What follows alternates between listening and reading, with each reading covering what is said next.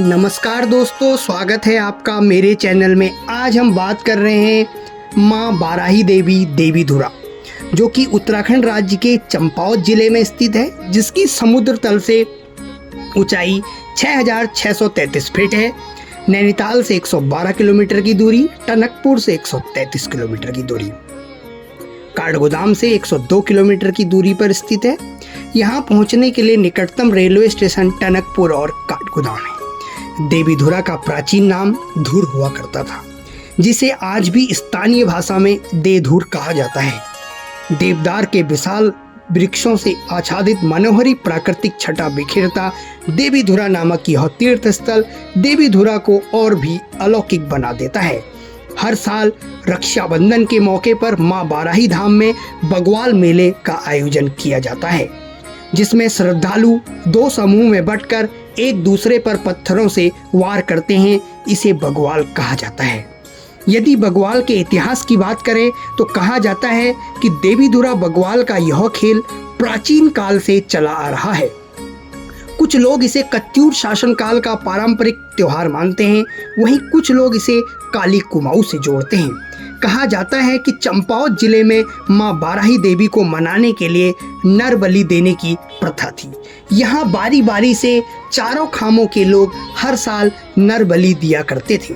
ऐसा कहा जाता है कि एक बार जब एक बुजुर्ग महिला के बेटे की नर बलि देने की बारी आई तो उसने मां आदिशक्ति की तपस्या की और उनसे अपने बेटे की बलि ना लेने के लिए विनती की, जिस पर मां आदिशक्ति ने कहा कि नर बलि ना देकर एक व्यक्ति के बराबर रक्तदान कर दें तो उनके बेटे की जान बच जाएगी। बूढ़ी महिला ने यह बात चारों खामों के लोगों को बताई तो सभी इस पर राजी हो गए। तब से लेकर आज तक लोग इस दिन बग्वाल खेलते हैं और एक दूसरे पर पत्थर बरसाते हैं। इस दौरान जब तक एक व्यक्ति के बराबर खून नहीं बह जाता, बग्वाल खेलते रहते हैं।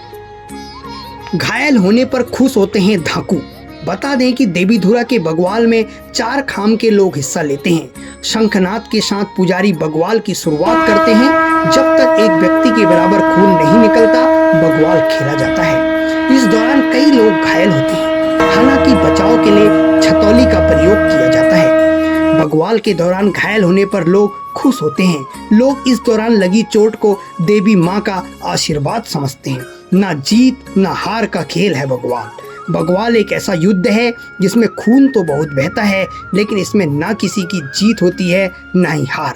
बग्वाल में लोग अपनों के ऊपर ही पत्थरों की बरसात करते हैं। आमतौर पर बग्वाल 8 से 10 मिनट तक ही चलती है। आज बग्वाल सिर्फ कुमाऊं में खेली जाती है, लेकिन पहले यह खेल पूरे उत्तराखंड में खेला जाता था। खोला खानी मैदान की संगी पूजा। इस खेल के शुरू होने से पहले लोग मां बाराही के मंदिर में पूजा अर्चना करते हैं, जिसे संगी पूजा कहा जाता है। जिसके बाद देवी मां का प्रसाद अपने अपने गांव में बांटा जाता है।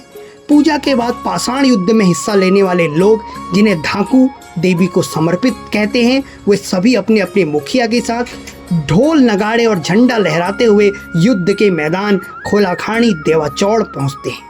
वहाँ चारों खामों को 2 हिस्सों में बांटा जाता है, जिसे महर और फड़तियाल कहा जाता है। पुजारी के शंखनाद के बाद लोग दोनों तरफ से एक दूसरे पर पत्थर बरसाते हैं। जब पुजारी को लगता है कि एक आदमी के बराबर खून बह गया है तो पुजारी इसे खत्म करने की घोषणा कर देते हैं। बग्वाल में शामिल होने के कुछ नियम भी हैं। आपको बता दें कि पहले यह खेल 45 से 1 घंटे तक खेला जाता था। वहीं आपको जानकर हैरानी होगी कि बग्वाल में हिस्सा लेना आसान नहीं होता। खामों के सदस्य होने के बाद भी बग्वाल में हिस्सा नहीं लिया जा सकता। बग्वाल में हिस्सा लेने के लिए लोगों को बहुत से नियमों का पालन करना पड़ता है। संगी पूजा से लेकर बग्वाल खत्म होने तक कठोर नियमों के पालन के बाद ही इसमें हिस्सा लेने का मौका मिलता है। इसमें हिस्सा लेने वाले सदस्यों को मसूर की दाल, मांस, मदिरा और बाहर के भोजन से परहेज करना होता है। जो इन नियमों का पालन करते हैं, सफल होता है, वही बग्वाल में हिस्सा लेता है। यदि माँ की बात करें तो यहाँ देवी की प्रतिमा को एक बॉक्स में बंद करके रखा गया है। यहाँ के पुजारी बताते हैं कि माता यहाँ दिगंबर शक्ति वज्र के रूप में विराजमान है। वही मान्यता है कि कोई भी अपनी खुली आंखों से माँ को नहीं देख सकता। यदि कोई भी माँ की प्रतिमा को देख ले तो उसकी आंखों की रोशनी जा सकती है, इसलिए माँ को एक बॉक्स यानी कि संदूक में रखा जाता है। बग्वाल के अगले दिन माँ की प्रतिमा को साल में एक बार संदूक या बॉक्स से बाहर निकाला जाता है और स्नान कराया जाता है। माँ की प्रतिमा को स्नान के दौरान स्नान कराने वाले की आंखों में पट्टी बांधी जाती है। बाराही मंदिर में आपको भीमशिला भी देखने को मिलेगी। बताया जाता है जब पांडव अज्ञातवास में यहाँ आए थे तो वह एक जगह पर रुके थे। भीम को एक बार गुस्सा आ जाता है और वो इस बड़े पत्थर को 2 हिस्सों में बांट देते हैं। कहा जाता है कि भीम के द्वारा पत्थर पर जो तलवार मारी गई थी, इसके बीच से लोग सिक्का डाला करते थे और वहां से खनकने की आवाज सुनाई देती है। बराह अवतार की आत्मशक्ति ही बाराही कहलाती है। पुराणों के अनुसार भगवान विष्णु ने 10 अवतार लिए: मत्स्य, कूर्म, बराह, नरसिंह, वामन, परशुराम, राम, कृष्ण और बुद्ध। 10वां अवतार कलयुग के अंतिम चरण में आना अभिशेष है, जिसे कल की अवतार कहते हैं। अपने तीसरे अवतार में भगवान विष्णु बराह सुअर की मुखाकृति वाले मातृ देवी के शरीर में प्रकट हुए थे और एक मान्यता अनुसार हिरण्याक्ष नामक राक्षस ने एक बार पृथ्वी पर अत्याचार करने प्रारंभ कर दिए, यहाँ तक कि वह धरती को भी पाताल लोक में ले गया। यहाँ सब देखकर भगवान विष्णु ने मानव शरीर में सुअर का सिर अर्थात बराह स्वरूप धारण करके पाताल से या समुद्र में डूबी पृथ्वी को बाहर निकाला।